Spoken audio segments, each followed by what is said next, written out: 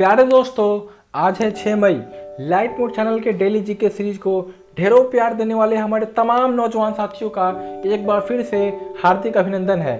साथियों, इस वीडियो में हम देखेंगे डेली जीके सीरीज के वो सारे हिट क्वेश्चंस जो कि एग्जाम पॉइंट ऑफ व्यू से काफ़ी रेलिवेंट है, और साथ ही मिलेगा आपको एक प्रैक्टिस सेट जिसके कि जवाब आपको कमेंट बॉक्स में बताने हैं। तो शुरू करते हैं अपना पहला क्वेश्चन। उस भारतीय अमेरिकी का नाम बताइए जिसने अमेरिकी राष्ट्रपति डोनाल्ड ट्रंप द्वारा IBRD के प्रतिनिधि के रूप में नामांकित किया गया है। इसका सही आंसर है अशोक माइकल पिंटो। साथियों, अशोक माइकल पिंटो को IBRD के रिप्रेजेंटेटिव के तौर पर नामांकित किया गया है। वहीं मनीषा सिंह को OECD के डायरेक्टर के रूप में। आप देख सकते हैं OECD के डायरेक्टर मनीषा सिंह और अशोक पिंटो को भी IBRD के लिए चुना गया है, यहाँ पे दर्शाया गया है बेहतर तरीके से, और सरिता को जज के रूप में, डिस्ट्रिक्ट जज। ठीक है दोस्तों, अगर OECD के बारे में देखें, OECD है क्या? OECD का फुल फॉर्म होता है organisation for economic cooperation and development. यह 37 देशों की ऑर्गेनाइजेशन है, 37 मेंबर कंट्रीज का। ठीक है, इसका फाउंड किया गया था इस ऑर्गेनाइजेशन को 1961 में, और इसलिए किया गया था ताकि वर्ल्ड में भी जो भी इकोनॉमिक प्रोग्रेस है उसको स्टिमुलेट कर सके, उसको तेजी दे सके। और इसका हेडक्वार्टर है पेरिस, फ्रांस।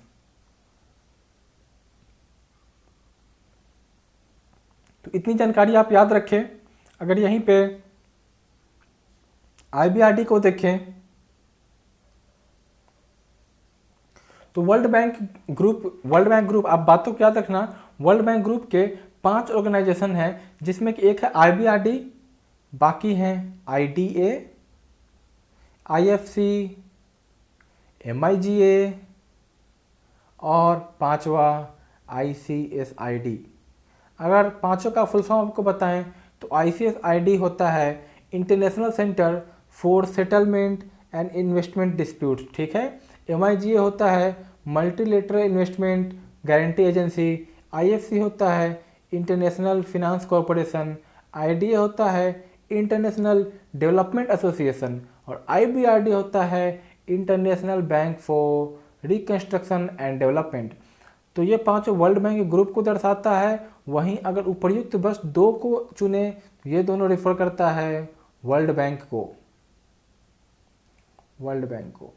IBRD के बारे में कुछ और देखते हैं तो IBRD का हेडक्वार्टर जो है वह है Washington DC, United states of America, USA में। और वर्ल्ड बैंक के जो अभी प्रेसिडेंट हैं उनका नाम है डेविड मैलपास। और आपको एक और जानकारी दे दें, हाल में ही पिछले हफ्ते वर्ल्ड बैंक ने अपना पहला फर्स्ट एवर पैंडेमिक बॉन्ड लाया है, पैंडेमिक बॉन्ड। और यह पैंडेमिक बॉन्ड कुल 500 मिलियन US$ का है। तो यह वर्ल्ड बैंक ने IBRD के ही हवाले से लाया है, क्योंकि IBRD का जो मुख्य काम है वह है डेवलपिंग कंट्रीज जितने भी है उनको लोन प्रोवाइड करना। तो काफ़ी जानकारियाँ हो गई दोस्तों। अब बढ़ते हैं अपने अगले क्वेश्चन की तरफ। मिडवाइफ का अंतर्राष्ट्रीय दिवस प्रत्येक वर्ष कब मनाया जाता है? तो इसका सही आंसर है दोस्तों 5 मई। आप सोच रहे होंगे मिडवाइफ आखिर होता क्या है, ये क्या है? तो साथियों, आपको बता दें कि अभी भी बहुत जगह मेडिकल क्लिनिक्स में बर्थ माताएं नहीं देते हैं।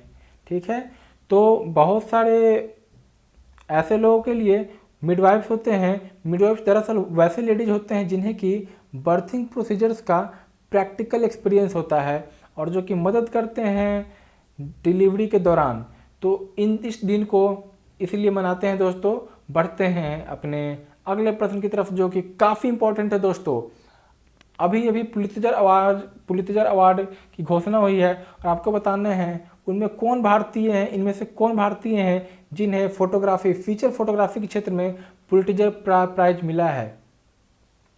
तो ये हैं हमारे ये 3 सज्जन जिनका नाम है दर यासीन, मुख्तार खान और चन्नी आनंद।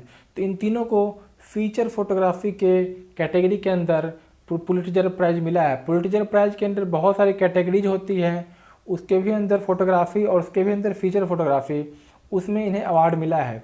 दरअसल जब आर्टिकल 370 कश्मीर से एब्रोगेट किया गया था, जम्मू कश्मीर से, तो इन्होंने बहुत सारे फ़ोटोज़ लिए थे। उसमें एक बच्ची के जैसे फ़ोटोज़ थे जिन्हें आंखों पे बुलेट लगा था आर्मी के द्वारा, ऐसे, और एक और पिक्चर आप जो यह देख पा रहे हैं, ऐसे ढेरों फोटो इन तीनों ने लिए थे और उन्हीं फ़ोटोज़ के संकलन को अवार्ड मिला है। तो बढ़ते हैं अपने अगले प्रश्न की तरफ। ग्रामीण विकास मंत्री तोमर जी ने दिल्ली में सरकारी ई बाजार पोर्टल पर कौन सा संग्रह लॉन्च किया है? इसका सही आंसर है सरस संग्रह।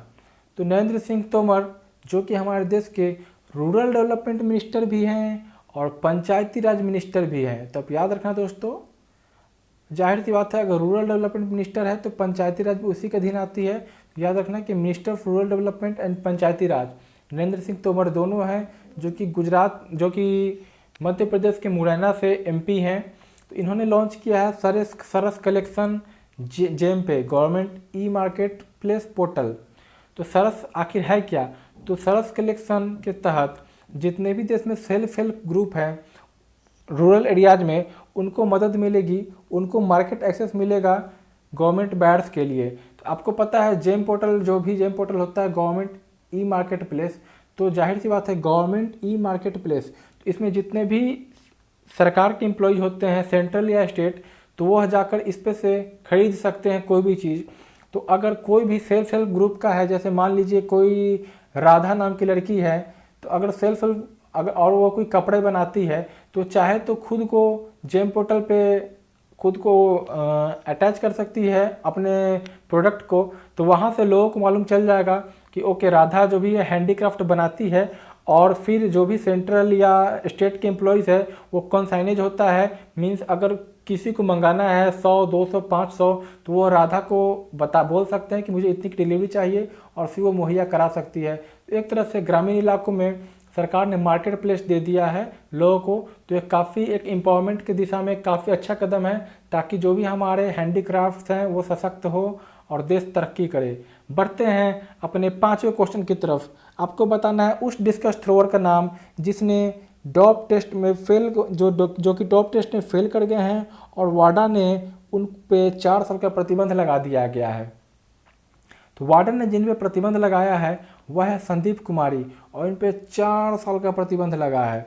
तो आखिर वाडा है क्या जिन्हें इतनी पावर आती है कि वह किसी को भी चाहे प्रतिबंध लगा दे? तो वाडा, जिसका कि फुल फॉर्म होता है, पहले आपको यह लिख दे, वाडा इसका फुल फॉर्म है वर्ल्ड एंटी डोपिंग एजेंसी। यह एक फाउंडेशन है जिसे कि इंटरनेशनल ओलंपिक कमेटी ने इनिशिएट किया था। वाडा का जो हेडक्वार्टर है यह है मॉन्ट्रियल कनाडा। आप इसे याद रखना, यह बहुत एग्जाम में पूछा जाता है, बहुत ही इंपॉर्टेंट है, मॉन्ट्रियल कनाडा। अच्छा, तो यह इनिशिएट किया गया था आईओसी के द्वारा, इंटरनेशनल ओलंपिक कमेटी। तो इंटरनेशनल ओलंपिक कमेटी इसका हेडक्वार्टर है, आपको ये भी बता दें, इसका हेडक्वार्टर है लॉज़ाने स्विट्ज़रलैंड, लॉज़ाने LAUSANE लॉज़ाने स्विट्ज़रलैंड में, ओके, स्विट्ज़रलैंड। और इसके जो प्रेसिडेंट हैं आपको पता ही होगा, यह है थॉमस बैक। ठीक है दोस्तों, तो बढ़ते हैं अपने अगले प्रश्न की तरफ। आपको बताना है कौन सी सोशल मीडिया साइट में से किसने भारतीय मनोरंजन में कुछ सबसे बड़े नामों के साथ मिलकर घर घर के लिए एक धन संबंधी संगीत कार्यक्रम आई फॉर इंडिया रखा है? तो आपको बताना है आखिर आई फॉर इंडिया किसने स्टार्ट किया है। तो यह है मार्क जकरबर्ग की कंपनी फेसबुक, जिसने हाल में ही रिलायंस जियो में 43,000 करोड़ का इन्वेस्टमेंट किया था 9.98% स्टेक के लिए। तो बढ़ते हैं अपने अगले प्रश्न की तरफ। हाल में ही कोविड-19 पर एक मल्टीमीडिया गाइड कोविड कथा लॉन्च की गई है। तो आपको बताना है आखिर यह कोविड कथा इसे किसने लॉन्च किया है। तो इसका सही जवाब है भारत के हेल्थ मिनिस्टर डॉक्टर हर्षवर्धन ने कोविड कथा लॉन्च किया है, और यह एक मल्टीमीडिया गाइड है। बढ़ते हैं अपने 8वें क्वेश्चन की तरफ। किस राज्य ने मुख्यमंत्री आवास योजना गारंटी योजना शुरू करने का निर्णय लिया है। तो मुख्यमंत्री शहरी रोजगार गारंटी योजना को शुरू किया है हिमाचल प्रदेश ने। तो हिमाचल प्रदेश ने जो भी शहर में रह रहे हैं उनके लिए 120 दिनों का यह योजना शुरू किया है, जिसका कि नाम है मुख्यमंत्री शहरी रोजगार गारंटी योजना। तो यह काफ़ी अच्छा कदम है। अगर हिमाचल प्रदेश के बारे में बताएं तो वहाँ के जो गवर्नर है उसका नाम है बंडारू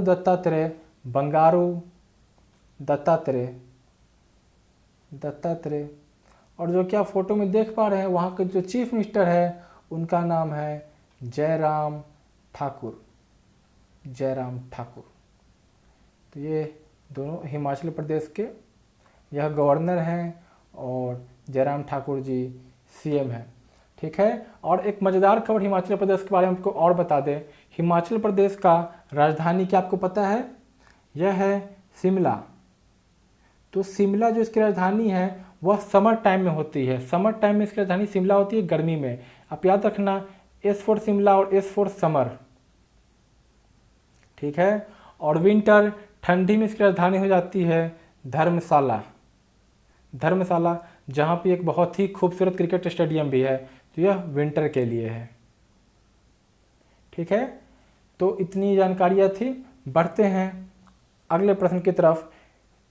आपको बताना है कि किस ग्राहक कौन सी वो कस्टमर इंगेजमेंट टेक्नोलॉजी प्रोवाइडर है जिसने कि फिजिकल केवाईसी के जगह वीडियो बेस्ड केवाईसी शुरू किया है, ताकि जो भी ड्रॉप ऑफ्स होते हैं, जो भी प्रॉब्लम्स आते हैं उसको हटाया जा सके। और यह सब कुछ आरबीआई गाइडलाइन के तहत है। तो इसका सही जवाब है MEO। यह कस्टमर इंगेजमेंट टेक्नोलॉजी है जिसने कि लॉन्च किया है video based KYC for business to eliminate the need of physical KYC following the latest guidelines in January 2020। ठीक है दोस्तों, तो बढ़ते हैं अगले प्रश्न की तरफ। आपको बताना है मिस्र के उस खिलाड़ी का नाम जिन्हें कि मैच फिक्सिंग के लिए प्रतिबंध कर दिया गया है। तो यह हैं Yusuf होसाम। Question number 11, 2021 world aquatics championship जो किस देश में होने वाला है, जिसे कि अब 2022 के लिए डिफर्ड कर दिया गया है। अब यह 2022 में होगा। तो इसका सही जवाब है Japan. World aquatics championship Japan में होना था, जिसे कि अब टालकर 2022 कर दिया गया है। पहले यह 2021 में होना था और आपको पता ही होगा यह कोविड के कारण हुआ है। बढ़ते हैं अगले प्रश्न की तरफ। आपको बताना है वर्ल्ड हैंड हाइजीन डे कब मनाया जाता है। इसका भी जवाब है 5 मई। तो 5 मई को world international day for midwife और हैंड हाइजीन डे दोनों मनाया जाता है। बढ़ते हैं 13वें क्वेश्चन की तरफ। हाल में ही किस देश ने अपने मुख्य जैविक अनुसंधान प्रयोगशाला में एक प्रमुख कोरोना वायरस एंटीबॉडी को आइसोलेट कर दिया है, अलग कर दिया है? तो जबरदस्त प्रश्न है। आपको बताना है किस देश ने ऐसा ऐतिहासिक काम कर दिया। इसका सही जवाब है इजराइल। इजराइल ने फाइनली एक सिग्निफिकेंट ब्रेक थ्रू पाया कोरोना वायरस पैंडेमिक के ट्रीटमेंट के तरफ। इसमें इन्होंने एक कोरोना वायरस एंटीबॉडी को आइसोलेट करके एक कामयाबी हासिल की। तो आगे देखेंगे आखिर इसमें क्या डेवलपमेंट्स होता है और इससे क्या फ़ायदे निकल के आते हैं आम जनता के लिए। बढ़ते हैं अपने 14वें प्रश्न की तरफ। स्थान आधारित corona virus app Aarogya Setu ने 4 मई को डैश नामक एक नई पहल शुरू की है। तो आरोग्य सेतु की अगली पहल का नाम क्या है? इसका सही जवाब है आरोग्य सेतु मित्र। तो आरोग्य सेतु मित्र अब आया है, तो उसके थ्रू डॉक्टर कंसल्ट कर सकते हैं, होम लैब टेस्टिंग हो सकती है, ई फार्मेसी हो सकती है, ई फार्मेसी। तो बढ़िया है, आरोग्य सेतु के अंदर ही तरह तरह के फीचर्स लाए जा रहे हैं ताकि कोविड के दौरान देश को लड़ने में सहूलियतें हो। बढ़ते हैं अपने आखिरी प्रश्न की तरफ जो कि है 15वां। किस एजेंसी ने एक पराबैंगनी मतलब कि UV अल्ट्रावायलेट कीटाणु शोधक टावर विकसित की है, जिसे हाल में ही संक्रमण ग्रस्त क्षेत्रों के तेजी से और रासायनिक मुक्त कीटाणु शोधन के लिए इस्तेमाल किया जा सकता है? तो इसका सही जवाब है DRDO। दोस्तों, बहुत सारे ऑफिसेस ऐसे होती हैं जहाँ पे इलेक्ट्रॉनिक इक्विपमेंट्स होते हैं, जैसे कि लैपटॉप्स और भी बहुत सारी चीज़ें। तो ये चीज़ें सैनिटाइजर या लिक्विड से आसानी से साफ़ नहीं हो सकती है। इसके लिए DRDO ने लाया है एक अल्ट्रावायलेट डिसइंफेक्शन टावर, जिसके के थ्रू ऐसे इक्विपमेंट्स को, ऐसे ऑफिसेस को जो कि जिसमें कि हाईली इलेक्ट्रॉनिक इक्विपमेंट्स होते हैं, उसको वायरस फ्री और अच्छे तरीके से सैनिटाइज किया जा सके। कोविड के बाद हम देखेंगे सारे जगहों पे सैनिटाइजेशन पे काफ़ी जोर दिया जाएगा, और बढ़िया है कि DRDO उसमें आगे चल रही है ऐसे ऐसे सॉल्यूशंस प्रोवाइड करने में। तो साथियों, अब है हमारा आज का प्रैक्टिस सेट। इनमें है 8 क्वेश्चन, तो आपको मैं एक पढ़ के सुना देता हूँ। World Bank launches first ever pandemic bonds to support $10 million pandemic emergency financing facilities. आपको बताना है यह कितने का बॉन्ड इशू किया गया है वर्ल्ड बैंक के द्वारा, जो कि पहला पैंडेमिक बॉन्ड है। बहुत ही इंपॉर्टेंट क्वेश्चन है। क्वेश्चन 2, आपको बताना है वर्ल्ड बैंक ग्रुप के प्रेसिडेंट कौन है, वर्ल्ड बैंक ग्रुप के। फिर आपको बताना है वर्ल्ड बैंक के MD एंड CFO कौन है। फिर चौथा क्वेश्चन, कौन सा नेशन है जिसने कि ब्रेक थ्रू हासिल किया है कोरोना वायरस एंटीबॉडी को आइसोलेट करने में। पांचवा, which country is hardest hit by food crisis 2019 as per global food crisis report 2020। फिर आपको बताना है इंटरनेशनल डे ऑफ मिडवाइफ कब मनाया जाता है।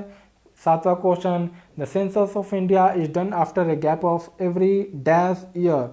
कितने दिन सालों के अंतराल के बाद सेंसस ऑफ इंडिया होता है। और आपको बताना है आखिरी क्वेश्चन कि वर्ल्ड अस्थमा डे का थीम क्या था। तो इन सभी क्वेश्चनों का आंसर कृपया कमेंट बॉक्स में बताएं। अपने दोस्तों का वीडियो शेयर करें, उन्हें चैलेंज करें, उन्हें बोले कि वो भी वीडियो देखें और आपके साथ compete करें और देखें आप दोनों में नॉलेज गैप कितना है। ठीक है दोस्तों, तो यह था हमारा आज का वीडियो। इसे देखने के लिए धन्यवाद, और कृपया बेल आइकन को ज़रूर दबाएं। बेल आइकन को आप दबाने से आप हमसे बेहतर तरीके से जुड़ते हैं। और इस वीडियो कृपया लाइक करें, शेयर करें, सब्सक्राइब करें, और कोई भी फीडबैक हो, कोई भी बात हो तो कृपया hi@lightmode.in पे हमें लिखें। ठीक है, कोई भी क्वेरी हो तो हमारे किसी भी प्लेटफॉर्म, चाहे वो यूट्यूब हो, फेसबुक हो, कहीं भी जाकर आप क्वेरी करें, आपको जवाब दिया जाएगा। तो साथियों, इसी के साथ आपसे विदा लेते हैं, और आपका दोस्त होता है खामोश। Good bye.